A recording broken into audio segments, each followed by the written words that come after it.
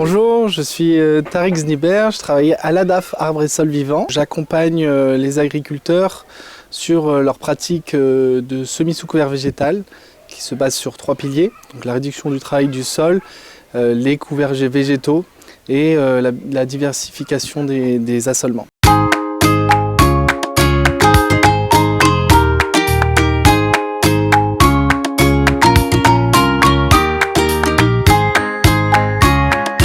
J'anime notamment un GI2E en grande culture élevage qui regroupe 17 fermes en Drôme-Ardèche.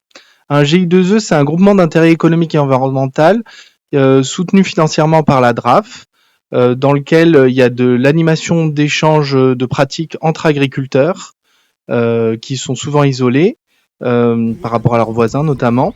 La mise en place d'essais, donc justement pour améliorer la technique, pour comprendre en fait qu'est-ce qui marche pas. De la capitalisation justement de ces différents essais et pratiques innovantes, et enfin des moments de sensibilisation comme du coup ce qu'on propose aujourd'hui, donc en collaboration avec l'agglomération de Valence-Roman Agglo.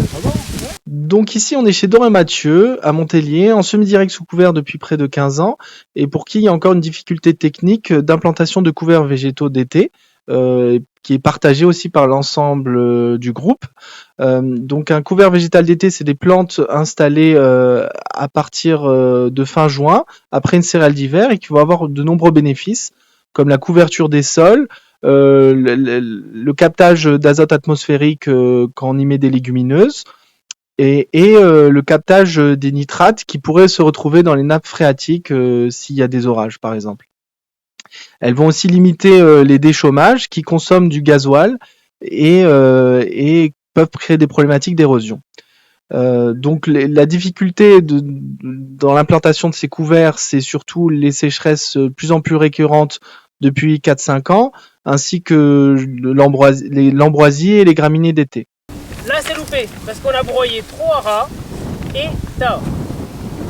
A l'inverse, ça c'est excellent. On l'a fauché, on l'a exporté et on l'a fait tôt. D'accord ? L'idée des essais, c'était de tester différents mélanges de couverts d'été afin de voir en fait les différents résultats donc en termes de biomasse, donc de production végétale, et aussi en termes de restitution d'azote, de captage d'azote et de restitution d'azote pour la culture qui suit.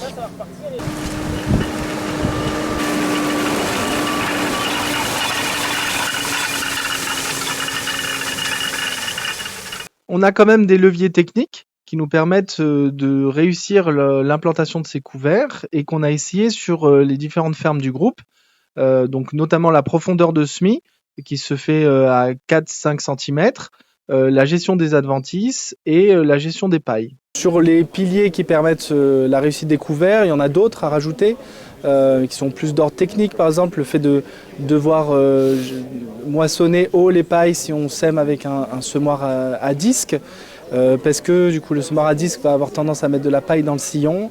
Il y a aussi, il faut faire attention en fait à la pression en limaces dans certains cas. Donc c'était pas le cas par exemple cette année parce qu'il a fait plutôt sec post-moisson. Mais il peut y avoir des années où il faut surveiller le risque limace.